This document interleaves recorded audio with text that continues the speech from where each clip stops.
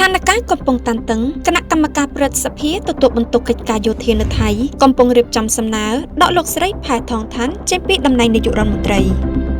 កាលពីថ្ងៃទី18ខែមិថុនាឆ្នាំ2025កន្លងទៅនៅប្រទេសថៃមានការប្រជុំពិសេសនៃគណៈកម្មាធិការកិច្ចការព្រឹទ្ធសភាទាក់ទងនឹងស្ថានភាពព្រំដែនកម្ពុជាថៃដែលដឹកនាំដោយលោកមង្គលសារៈសច្ចាជាប្រធានព្រឹទ្ធសភាក្នុងការប្រជុំនេះអ្នកយកព័ត៌មានបានរាយការណ៍នៅថ្ងៃទី19ខែមិថុនាឆ្នាំ2025នេះថាគណៈកម្មាធិការព្រឹទ្ធសភាទទួលបន្ទុកកិច្ចការយោធានិងសន្តិសុខរដ្ឋនឹងរៀបចំដាក់សំណើដកលោកស្រីផែថងឋានស៊ីនវត្រាចេញពីតំណែងនាយករដ្ឋមន្ត្រីក្រោយពីមានវីដេអូឃ្លីបសំឡេងដែលលោកស្រីបានសន្ទនាជាមួយសម្ដេចតេជោហ៊ុនសែនដែលជាប្រធានព្រឹទ្ធសភានៃប្រទេសកម្ពុជាខាងគណៈកម្មាធិការព្រឹទ្ធសភាទទួលបន្ទុកកិច្ចការយោធានិងសន្តិសុខរដ្ឋបានលើកឡើងថាទង្វើនេះគឺបង្កជាការប៉ះពាល់ដល់សន្តិសុខជាតិហើយព្រឹទ្ធសភាមិនអនុញ្ញាតឲ្យមានការបំផ្លាញសេចក្តីថ្លៃថ្នូររបស់ប្រទេសនិងយោធាថៃឡើយដោយគេនឹងប្រើប្រាស់គ្រប់យន្តការនៃរដ្ឋធម្មនុញ្ញដើម្បីការពារប្រទេសជាតិ